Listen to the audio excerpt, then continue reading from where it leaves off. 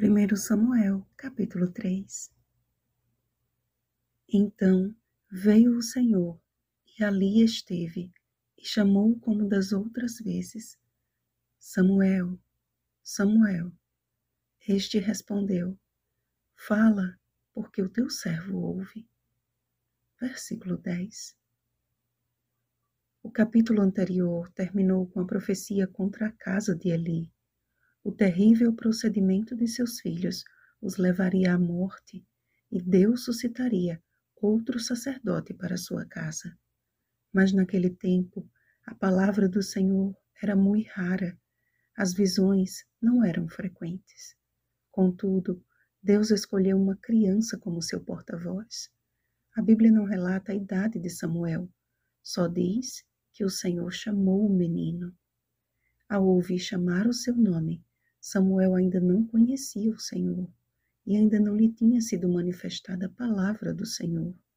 Por isso, por 3 vezes Deus o chamou, e por 3 vezes Samuel prontamente correu a Eli, pensando que este o havia chamado. Na 3ª vez, porém, Eli compreendeu ser o próprio Deus quem chamava Samuel e orientou o menino a como proceder. Então veio o Senhor, e ali esteve. Ou seja, Samuel estava diante de uma visão divina, e como o idoso sacerdote havia orientado, respondeu: Fala, porque o teu servo ouve. O Senhor revelou a Samuel o juízo que sobreviria a Eli e sua casa, devido à negligência paterna do sacerdote e às abominações cometidas por seus filhos. O jovem garoto temeu revelar a visão àquele a quem amava como um pai. Eli tinha se tornado sua família, desde que sua mãe o havia deixado no templo. Agora lhe era dada a difícil tarefa de declarar a seu benfeitor o juízo de Deus. Mas o Senhor entendeu a sua angústia e fez com que o próprio Eli o constrangesse a relatar a visão. Então Samuel lhe referiu tudo e nada lhe encobriu. Reconhecendo a tragédia que ele mesmo causou, Eli confessou: É o Senhor, faça o que bem lhe aprouver. Oh, se ele tivesse reconhecido isso desde o início, como teria sido diferente a sua história e de sua família.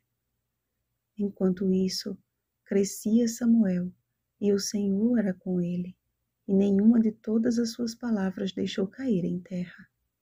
Então, todo Israel reconheceu que Samuel estava confirmado como profeta do Senhor, e por sua palavra o Senhor se manifestava ali a Samuel.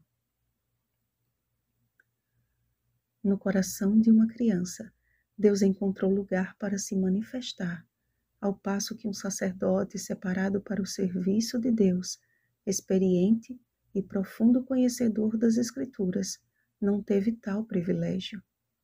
Eli se acomodou à sua posição no sacerdócio do Senhor, enquanto Samuel se apresentou como um servo. Notem que a cada chamado do Senhor, prontamente Samuel respondia: Eis-me aqui.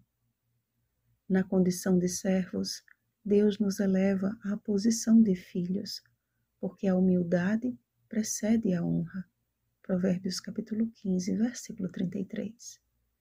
Eli estava tão absorto em seus próprios desígnios que o seu serviço se limitava a rituais e não à verdadeira adoração. Porque todos os caminhos do homem são puros aos seus olhos, mas o Senhor pesa o coração. Provérbios capítulo 16, versículo 2. Eli era um sacerdote, dirigia todas as cerimônias do templo, vestia-se conforme a orientação de Deus, comia conforme a orientação de Deus, falava como um ministro deveria falar, porém, o seu coração não correspondia aos apelos divinos. A honra do sacerdócio do templo precedeu a humildade de um servo de Deus. O fato de estar em função privilegiada não é sinônimo de privilégio espiritual, e sim de responsabilidade aumentada. Deus usa com grande poder suas crianças espirituais. Em que sentido?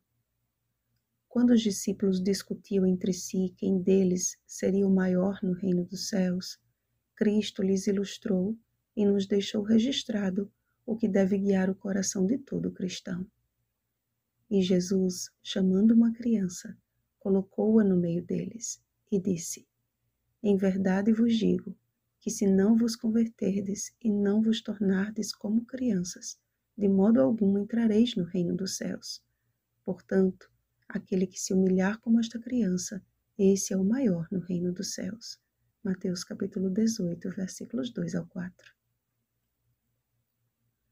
O Senhor colocou Samuel no meio de Canaã, em Siló, e no meio do povo de Israel, e por meio dele manifestou a sua palavra, exatamente igual à ilustração que Cristo fez com aquela criança, quando colocou-a no meio de seus discípulos.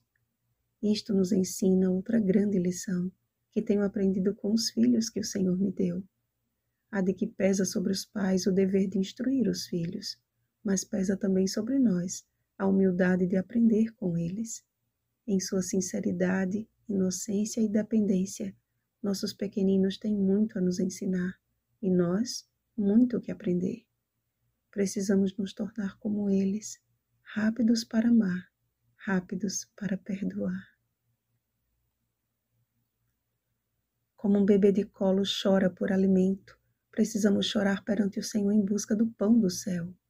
Como uma criança que se machuca e chora por ajuda, em nossas quedas, Deus espera que clamemos por seu auxílio.